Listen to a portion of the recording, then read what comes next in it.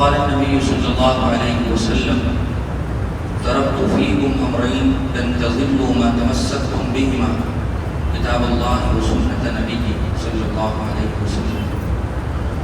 محترم بزرگوں، دوستوں، میرے دینی اور ایمانی بھائیوں، ہم جس دین کے پیروکار ہیں اس دین کا نام دین اسلام ہے۔ اللہ تعالیٰ نے اس دین کو اس امت کے ہر فرد کے لیے کامل و مکمل بنایا ہے، ہر طریقے سے کافی بنایا ہے، ہمارے تمام تر تقاضوں کو پورا کرنے والا، ہر موڑ پر ہماری رہنمائی کرنے والا، ہر لحاظ سے کامل و مکمل ہے۔ یہ اللہ تعالیٰ کا ہم پر بڑا انعام اور احسان ہے کہ بن مانگے اللہ تعالیٰ نے یہ عظیم دولت ہمیں عطا فرمائی ہے۔ ہم اسلام کی بنیادی باتوں کو جانتے ہیں اور ہمارا اس بات پر ایمان و اعتقاد ہے اور یقین ہے کہ اسلام ہی ہمارے لیے دونوں جہاں میں کامیابی و کامرانی کا ذریعہ ہے۔ ہم جو باتیں جانتے ہیں اور جن باتوں کو ہم مانتے ہیں وہ اسی وقت کارگر ہیں اور ہمارے لیے نفع کا سودا ہے کہ جب ہم ان کو اپنی عملی زندگی میں بھی شامل کریں۔ محض چیزوں کو جان لینا وہ معلومات کہلاتا ہے۔ معلومات اگر معمولات میں تبدیل ہو جائیں، جانکاریاں اگر ہماری عملی زندگی میں شامل ہو جائیں تو وہ پھر ہمارے لیے یقینی طور پر کامیابی و کامرانی کا ذریعہ ہے اور ان اعمال کی تاثیر ہم اپنی زندگی میں محسوس کر سکتے ہیں۔ لیکن محض جانکاری اسی قابل نہیں ہے بلکہ وہ وبال جان ہے۔ ایسا آدمی جو جانتا بھی ہو اور پھر بھی عمل نہ کرے تو وہ دوہری سزا کا اپنے آپ کو مستحق ٹھہراتا ہے۔ اس لیے ہم جن باتوں کو جانتے ہیں اور مانتے بھی ہیں دل و جان سے، ضروری ہے کہ ہم ان چیزوں کو اپنی زندگی میں شامل کریں۔ اللہ تعالیٰ نے ہمارے لیے قرآن کریم کو بہترین رہنما بنایا ہے، وہ ہمارے لیے بہترین دستور ہے۔ حضور اکرم صلی اللہ علیہ وسلم کی سنتیں ہمارے لیے مشعل راہ ہیں۔ اس لیے حضور نے بہت صراحت کے ساتھ اپنی آخری زندگی میں جاتے جاتے یہ بات ارشاد فرمائی تھی، ترکت فیکم امرین لن تضلوا ما تمسکتم بہما کتاب اللہ و سنت نبی، کہ میں تمہارے درمیان دو چیزیں چھوڑ کر جا رہا ہوں، اگر ان دو چیزوں کو تم مضبوطی سے پکڑے رہو گے تو دنیا کی کوئی طاقت تمہیں راہ حق سے گمراہ نہیں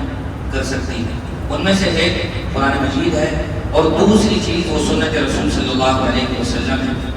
ہم یقینی طور پر بغیر کسی شک و شبہ کے اس بات کو مانتے ہیں کہ قرآن ہمارے لیے رہنمائی کا ذریعہ ہے۔ اللہ تعالیٰ نے قرآن کریم کی جو دوسری صورت ہے اور سب سے لمبی صورت ہے قرآن کریم کی سورہ بقرہ، اس کی پہلی آیت میں یہ بات ارشاد فرمائی ہے، الف لام میم ذالک الکتاب لا ریب فیہ، کہ یہ قرآن، یہ کتاب، اس میں کوئی شک و شبہ نہیں ہے اور یہ دنیا جہاں والوں کے لیے ہدایت کا اور رہنمائی کا ذریعہ ہے۔ حضور کی سنتوں کے بارے میں بھی ہمارا یہ یقین ہے، چڑھتے سورج سے زیادہ یقین ہے کہ حضور نے جو فرما دیا اور حضور نے جو کر کے دکھا دیا، اگر ہم اس کو اپنی عملی زندگی میں شامل کر لیں تو یقینی طور پر ہمارے لیے راحت، سکون اور نجات کا ذریعہ ہے۔ اور اگر ہم ان دونوں چیزوں کو چھوڑ کر اپنی منمانی کرنے لگیں یا ان پرمپراؤں کو یا ان چیزوں کو اپنی زندگی میں شامل کر دیں جن کا شریعت سے، طریقت سے اور حقیقت سے کوئی تعلق نہیں ہے، تو پھر ہمارے لیے وبال جان ہے بلکہ مزید مصیبت کا ذریعہ ہے۔ اسی لیے حضور اکرم صلی اللہ علیہ وسلم نے اپنی حدیث میں یہ بات ارشاد فرمائی تھی، فَإِنَّ خَيْرَ الْحَدِيثِ کتاب اللہ، کہ سب سے بہترین بات وہ اللہ کی کتاب ہے، وَخَيْرَ الْحَدِيثِ هَدْيُ مُحَمَّدٍ صلی اللہ علیہ وسلم، سب سے بہترین طریقہ محمد کا طریقہ ہے صلی اللہ علیہ وسلم، وَشَرَّ الْأُمُورِ مُحْدَثَاتُهَا، اور بری چیزیں اور بری باتیں وہ ہیں جو ہم اپنی طرف سے ایجاد کر کے ضروری سمجھ لیں، اور ہر بدعت گمراہی ہے۔ بدعت کہا ہی جاتا ہے اس چیز کو جو ہم اپنی طرف سے دین و شریعت میں شامل کر لیں اور اس کو پھر ضروری سمجھ کر یا عبادت سمجھ کر کرنے لگیں جبکہ ان باتوں کا شریعت اور سنت سے کوئی تعلق نہ ہو۔ پھر حضور نے فرمایا تھا کہ وَكُلُّ بِدْعَةٍ ضَلَالَةٍ، ہر ایسی چیز گمراہی ہے اور گمراہی انسان کو جہنم کی طرف لے جاتی ہے۔ ہمارے لیے دو چیزیں بہت ضروری ہیں ہر مقام پر اور ہر وقت۔ ہم جو عمل کر رہے ہیں ہمارا وہ عمل سنت اور شریعت کے مطابق ہو، اور دوسری بات یہ ہے کہ وہ اس طریقے کے مطابق ہو جو طریقہ ہمیں شریعت میں ہمارے لیے متعین کیا گیا ہے۔ ہماری معلومات بھی بالکل درست ہو کہ شریعت میں اس بارے میں کیا رہنمائی ہے اور اس کو کرنے کا طریقہ بھی درست ہو۔ اگر ایسا نہیں ہوگا تو پھر انسان گمراہی کی طرف چل پڑتا ہے، یا تو انسان کو اس چیز کے بارے میں جانکاری ہی نہیں ہے تب بھی بھٹک جائے گا، یہ جانکاری تو ہے لیکن اس طریقے کے مطابق نہیں ہے جو طریقہ ہم سے مطلوب ہے تو بھی انسان گمراہی کی طرف چلا جائے گا۔ لہذا یہ دونوں چیزیں ہر حال میں ضروری ہیں۔ ان چیزوں کا تعلق اگر انسان دین سے جوڑ لے تو پھر مزید گمراہی تباہی ہے۔ اس سے مراد وہ تمام تر بدعات و خرافات ہیں جو ہم جانتے بوجھتے کرتے ہیں۔ مثال کے طور پر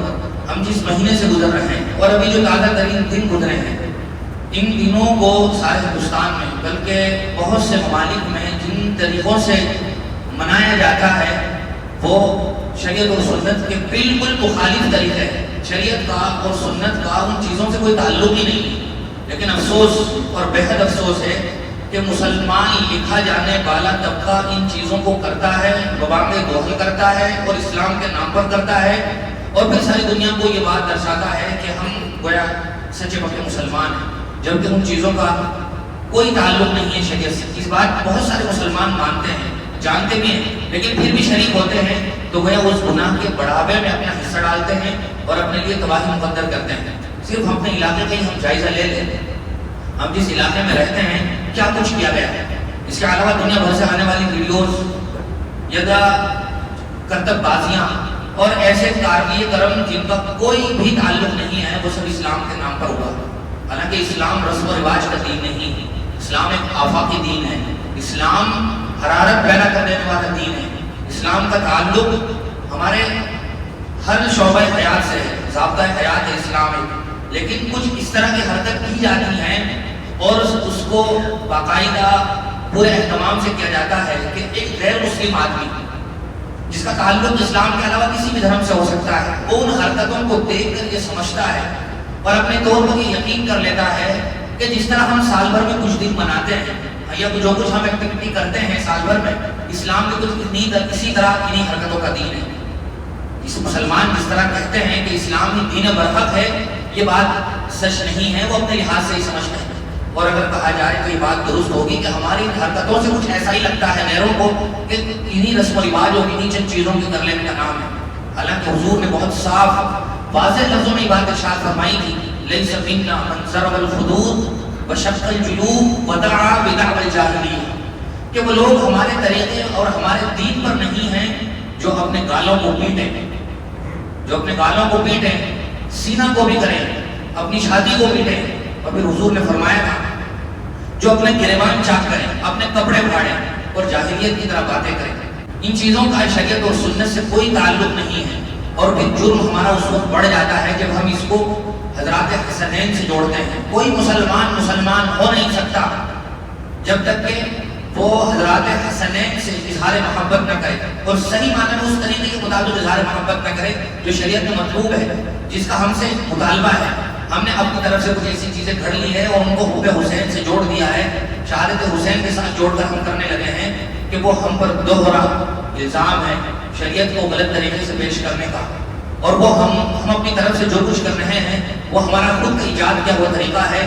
وہ کہا جائے کہ بہت بڑا جرم ہے جو کیا جا رہا ہے اسلام کے نام پر اور حضرات حسنین کے نام پر۔ تو حضور اکرم صلی اللہ علیہ وسلم سے یا حضرات حسنین سے محبت کا جو طریقہ ہے وہ یہ ہے کہ ہم صحیح معنی میں اسلام پر عمل کرنے والے ہو جائیں، سنت کو اپنی زندگی میں شامل کر لیں، ہمارا رہن سہن، ہمارا طور و طریق وہ اس طریقے کے مطابق ہو جائے جو حضرت حسین رضی اللہ تعالیٰ عنہ کا تھا، حضرت حسن رضی اللہ تعالیٰ عنہ کا تھا۔ نہیں یہ کہ ہم ان کے نام پر یہ کرتب بازیاں کرنے لگیں اور پھر ان کو اسلام کا نام دیں، یہ بڑی محرومی ہے اور بہت بڑی بدنصیبی ہے، اور یہ اسلام پر کرنے کی وجہ سے دوہری سزا کا ہم اپنے آپ کو مستحق بناتے ہیں اور دوسروں کو یہ میسج پہنچتا ہے کہ اسلام کچھ انہی حرکتوں کا نام ہے جو کچھ کیا جا رہا ہے۔ اسلام تو ہرگز پسند نہیں کرتا کہ انسان اپنے آپ کو تکلیف دے،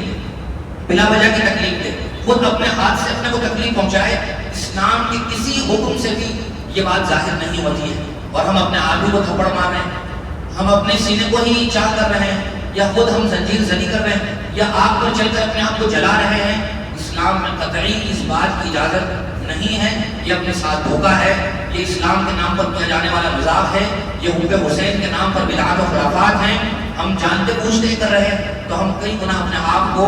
سزا کی طرف دھکیل رہے ہیں۔ اسی طرح کی بہت ساری باتیں ہیں ہمارے معاشرے میں پھیلی ہوئی جن کا تعلق بدعات و خرافات سے ہے۔